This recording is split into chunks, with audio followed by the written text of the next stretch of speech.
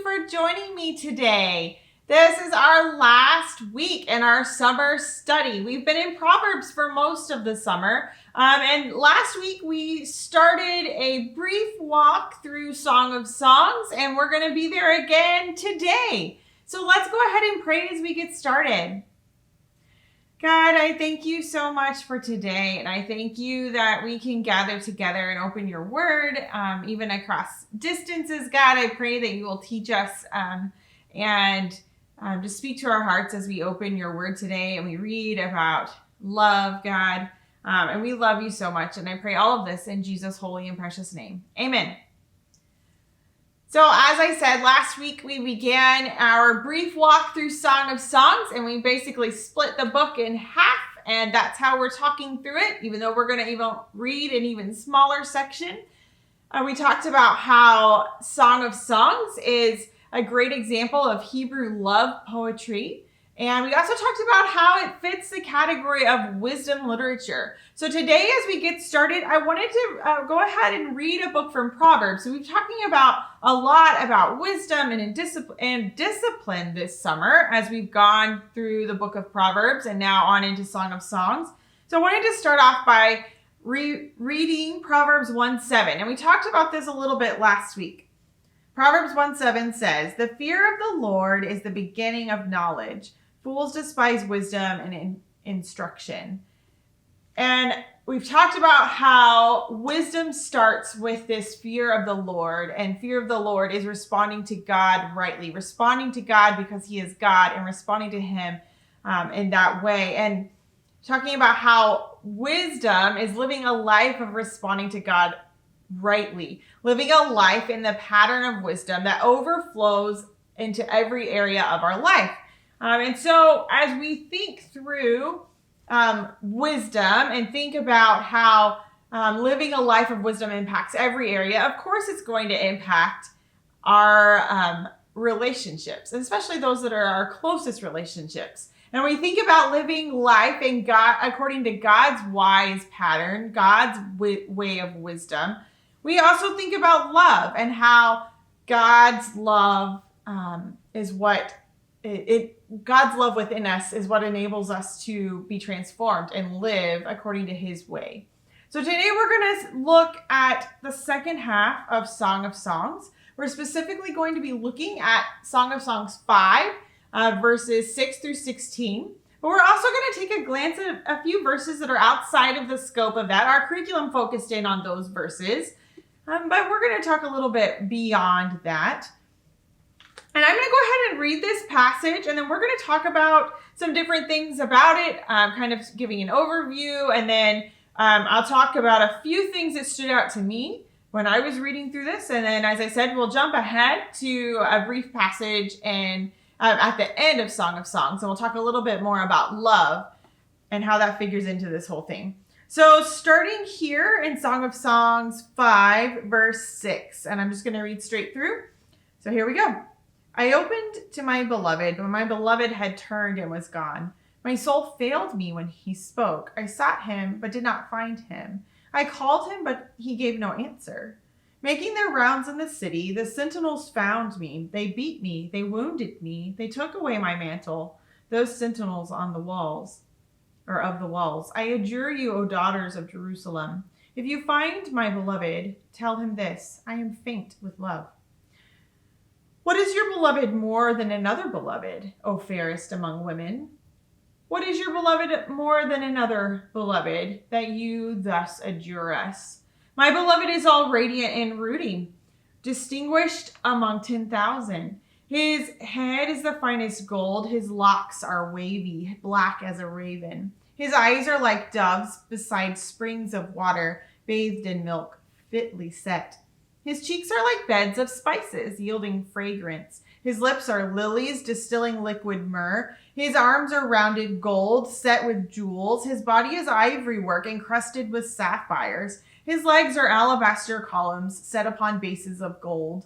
His appearance is like Lebanon, choice as the cedars. His speech is most sweet, and he is altogether desirable. This is my beloved, and this is my friend, O daughters of Jerusalem.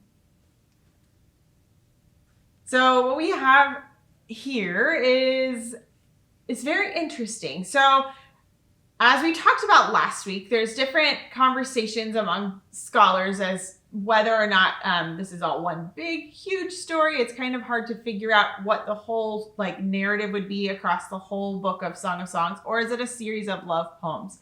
And one of the things that I discovered this week as I was reading and preparing is that this section, starting in Song of Songs 5:2, going through about 6:3, kind of forms one cohesive, coherent narrative unit, kind of goes together.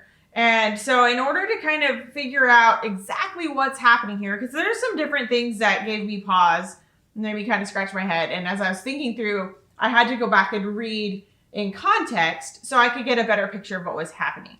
So if we were to look back at 5:2, we see that the woman that was asleep. And so this, starting here in verse 6 and going through verse 8, is considered by some scholars to be somewhat of a dream sequence. So maybe she was having a dream. We have earlier in Song of Songs where there was another dream sequence in Song of Songs 3. And kind of this idea that she was having this dream and that's what was going on here. And so that's kind of interesting. And then we have that whole section, that's 6-8. And then we get to verse 10 through 16. Well, we have verse 9 is the daughters of Jerusalem asking her some questions. And then in verse 10, the woman speaks again, and she gives us this poem that's called a wasf. That's WASF. And it is a word that means description. And it's this very specific kind of poem that's a description of she's describing the body of her beloved. And she's using these extravagant images and vivid imagery in order to do that. And so it's a poem that describes like a beloved's body from head to toe. And that's essentially what it is. And we have several examples of those types of poems in Song of Songs. In fact, one of the ones where the man is describing the woman in chapter 7, he starts with her feet and goes the opposite direction, which is kind of interesting. But so that's kind of the structure of this section. But this part all kind of ties together, and we have this poem. And so let's kind of backtrack a little bit as we're reading through. Starting here in verse 6, the woman has been, so what happened at the beginning is the man had come and he wanted to come in, and she didn't open the door for him. And then she goes out to find him, and he's not there. And then we have her going out into the city to look for him, and she can't find him. And then she gets beaten by the watchers, the sentinels who are out and about, and they take her cloak, meaning they take her veil and leave her in disgrace. And it's really kind of a disturbing scene. It really kind of gave me pause when I was reading through. Like, what in the world is happening? I read a bunch of different scholars' takes on it, and really this section being considered this dream, that she's having this dream and she's gone out and she's been looking and that she was mistreated by these other people, is really the best explanation that I have found for what is happening here. And that she is feeling bad because she didn't open the door for her husband and for her beloved. And then when she goes out to find him, she can't find him, and she's left feeling faint with love, feeling lovesick, basically. It's kind of an interesting little section here, and I think it can really speak to the importance of being invested in one another in a marriage relationship, and being intentional. As we keep moving forward, I think one of the things that, as I've kind of read back through Song of Songs this week and have really thought about the different passages here, I think one of the most important things we can do is to not read our culture onto these poems and read our culture's view of sex and marriage and relationships onto what we read here. Because we definitely could do that pretty easily, and then we're left with a bit of a tainted view of this beautiful picture of love between a husband and a wife. And I think that, especially as we get into these sections where there's descriptions of like when she describes her beloved's body or he describes hers, it can make us feel a little awkward. But I think it's really important for us not to project our culture's view of sex onto that. And I think we should instead let our lens be that this is a good picture, like a really beautiful picture of what true love between a husband and wife can be, should be, and let that picture be what drives us. More of like the pre-curse in the garden, so pre-fall, before Adam and Eve ate the fruit and sinned. So that relationship, that beauty and that perfection that existed before all of the sin entered the world. And that helped me as I was thinking through about how to talk about this book and how to walk through these verses. Because these verses are, as far as picking them out for a curriculum, they're a little bit challenging for me as I was thinking through how are we going to talk about this and what can this mean? But let's keep going. I think that there's a little bit more for us to glean here. So I talked a little bit about how the woman didn't open the door for him, and he was gone whenever she came looking for him. And I think that as we think about this relationship between a husband and a wife, or just relationships in general, I think it's important to be intentional. And I think we get that intentionality as we read about this relationship here, not just in this section, but just in general through Song of Songs, about how being intentional in our relationships with others is important. And we can't just be flippant about it or just say, oh, well, they'll be there. I can talk to them later or deal with that later. But to be intentional with our time, the time that we spend, be intentional with the conversations that we have, and really and truly investing in the other person. I mean, I think wisdom, living life on God's path of wisdom really does encourage us to be intentional with our time. And that requires us to be intentional in our time with our relationships, whether that's with a spouse or whether that's with a child or a friend or with God. Intentionality is hugely important. If we don't tell our time what to do, our time will just fill up with who knows what, because that definitely has been what happens in my life. If I don't tell my time what I want it to do, I'll look up and I'll go, what did I do today? Or how did I spend my time? I meant to do this, and this, but I didn't do any of those things. And I think that's just something that kind of stuck with me as I was reading through this passage, is that intentionality is important and investing in each other is important. And that our relationships and the way that we live those out are part of living a life of wisdom and pursuing God's path of wisdom. Another thing that stood out to me as I was reading through, especially when we get to this description, she knew everything about her beloved, and she was able to describe him in very vivid and vivid imagery, but also very extravagant imagery. And I was thinking about how if someone were to ask me to describe Aaron, I'm like, yeah, the dude with the big beard. And it just doesn't dawn on me to like think about, let me describe in like vivid images, but I'm not a poet. That would be Aaron. So I just think that's interesting because she had to know him pretty intimately and pretty well in order to be able to describe him this way. When she's asked the question about who is he? What makes him better than another? Well, she was able to just roll off this beautiful poem without almost a second thought, ending it with this: his speech is most sweet and he's altogether desirable, and this is my beloved and this is my friend. And I think that's the key, is that she didn't just love him and he wasn't just her husband, he is her friend. And I think that friendship is such a huge part of a strong marriage. Having that foundation of just true friendship where you can just be with that person and just truly enjoy being with them is so important and it's so foundational to building a strong marriage.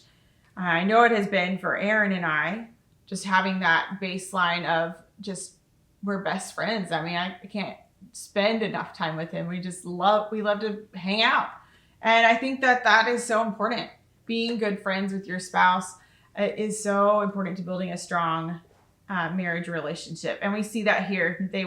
She wasn't just saying, oh yeah, it's my husband, but it's also my friend. And that's so important as we think about hanging out with friends and how that can be fun and bring a lot of joy. Well, that should be how it is when we hang out with our spouse too. That should be something that brings joy and excitement and fun. It shouldn't be, I don't want to spend time with that person. No, it's like spending time with the spouse is something that should bring joy and excitement. And so I think that as we kind of continue to think through this path, we talked last week about love and we talked about God's love. I mentioned it earlier. And I was thinking about this relationship that we see here portrayed between a man and a woman, husband and wife, and how it does make me think about our relationship with God. I mean, Song of Songs is not an allegory. You can't say this stands for this and that stands for that. It's not a direct allegory, but I do think that we can take things from this and say, yes, I should be intentional with how I'm spending time with God. I should be intentional about how I'm pursuing him. And that's the question I think it left me with as far as my relationship with God is how am I pursuing God? Am I being intentional? Am I investing in him? Am I just wasting a bunch of time that I could be investing in and spending time with God? What exactly am I doing with my time and my investment? And do I consider God to be so close to me that I want to hang out with him like I want to hang out with Aaron or a friend or another friend? Do I think of God in that way? And do I enjoy my relationship? And I think that's something that's very interesting you see here is there's definitely this enjoyment that we picture that we get. They just delighted in being together. And do I delight in being with God? I think that's the question that has really resonated with me. Am I delighting in being with God? And that brings me to the last passage I wanted to talk about. And this wasn't included in the curriculum, but I think this is such an important passage. So it's at the end in Song of Songs 8 and starts in verse 6. And it says, "Set me as a seal upon your heart, as a seal upon your arm. For love is as strong as death, passion fierce as the grave. Its flashes are flashes of fire, a raging flame. Many waters cannot quench love, neither can floods drown it. If one offered for love all the wealth of one's house, it would be utterly scorned." I love this picture of love. I love how strong, I think it is so beautiful how the writer of Song of Songs describes love and how powerful it is. It is a force to be reckoned with. Love is as strong as death and its passion. And some translations will use the word jealousy there. It's jealousy unyielding as the grave. And it's a raging fire and water can't quench it. I love that you have this image of love is something that's not, you can't kill it. You can't squash it. You can't just get rid of it. It's not something that can just be ground out. I mean, we think about how powerful love is, and we don't have to get any further than God's love. And we saw that was a power demonstrated on the cross. God's love is transformational. God's love is what transforms our lives and allows us to be able to love others. We love because he loved us first. We read that in 1 John 4 last week. We love because he loves us. And this picture of jealousy, I think it's interesting because when we think of the word jealous, if I were just to say, what do you think of whenever you hear the word jealous? I'm going to guess that most of us have a pretty negative connotation with the word jealous. But I think it's interesting. I was reading this week, and we tend to have this very negative connotation as jealous is selfish and it's destructive and it's very negative in our modern English way of thinking of the word jealous. However, it also has a definition of being watchfully tenacious. And So when we think about God being jealous, because we have in the Bible, we have God being described as jealous, and we have he's being jealous for Israel and his relationship. And I think we put it in the context of this watchfully tenacious, that God is jealous because he's protective of Israel. He's jealous because he's concerned for Israel's well-being. And I think that that's a really interesting nuance to our understanding of jealous. And as I was thinking about love and thinking about God's love and how we have jealous being like saying that God is jealous for us, and how whenever we're married and have a relationship, then we're jealous. We're jealous, but watchfully tenacious, meaning we're so concerned about the well-being of our spouse that we are watching over them.